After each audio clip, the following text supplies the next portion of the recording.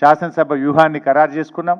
శాసన మండలిలో కూడా ఎలాంటి వ్యూహాన్ని అవలంబించాలో కూడా వారు మాకు స్పష్టమైనటువంటి డైరెక్షన్ కూడా ఇచ్చారు.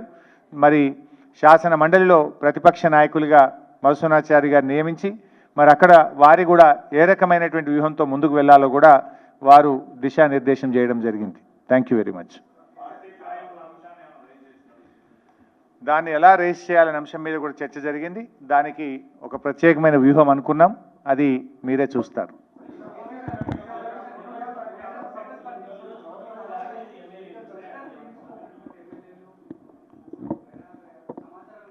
పూర్తి సమాచారం పార్టీకి ఇచ్చి పార్టీ అనుమతితో మాత్రమే వెళ్ళారు. ఒకరు వాళ్ళు వేరే దేశంలో ఉండడం జరిగింది, పార్టీకి చెప్పి వెళ్ళారు.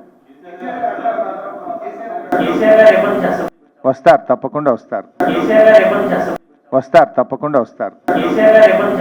వస్తారు, తప్పకుండా వస్తారు. అది మీరు చూస్తారు కదా భాయ్ సాబ్. శాసనసభ శాసన మండలి పక్షం వెళ్ళాలని నిర్ణయం తీసుకున్నాం.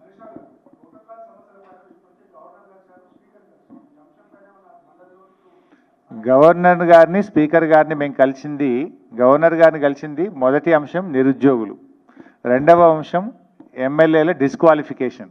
ఆ రెండు ప్రధాన అంశాల మీద గవర్నర్ గారిని కలిసాం. స్పీకర్ గారిని కలిసినప్పుడు ఎమ్మెల్యేలను డిస్క్వాలిఫై చేయాలని చెప్పి ప్రోటోకాల్ అంశం మీద స్పీకర్ గారిని కూడా కలిసాం.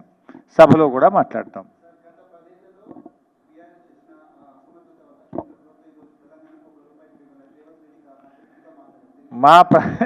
ఆయన అసమర్థత కప్పిపుచ్చుకోవడానికి మా మీద మాట్లాడి ఇట్స్ ఎ బిగ్ జోక్ కదా భాయ్ సాబ్. ఇప్పుడు ఎవరు గవర్నమెంట్లు ఉన్నారు? నువ్వు ఎన్నిసార్లు పోయి దండం పెట్టినావు మా అక్క చెప్తుంది.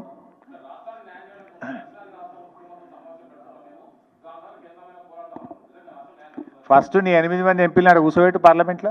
మీరు రాహుల్ గాంధీని మాట్లాడమని, తెలంగాణకు పైసలు ఎందుకు ఇవ్వలేదో రాహుల్ గాంధీని అడుగుమని పార్లమెంట్లో. ఎందుకు మాట్లాడాడు రాహుల్ గాంధీ? రాహుల్ గాంధీ తెలంగాణకు ఎట్లా అన్యాయం చేసినామని శాసనసభలో పార్లమెంట్లో రాహుల్ గాంధీని అడుగుమని. ఫస్ట్ మీ రాహుల్ గాంధీని, నీ 8 మంది రాష్ట్రం నుంచి గెలిచిన కాంగ్రెస్ ఎంపీలపై పోడియంలో కూర్చోండి, ప్రధానమంత్రి కార్యాలయం ముందు ధర్నా చేయండి. నీ వైఫల్యం ఇది. You are totally failed.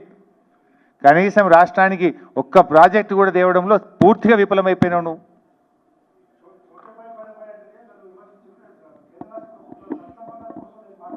ఏమైంది మరి? ఏది నీ సత్సంబంధాలు ఆడపోయినాయి? బడ్జెట్లో కనబడాలి కదా నీ సత్సంబంధాలు.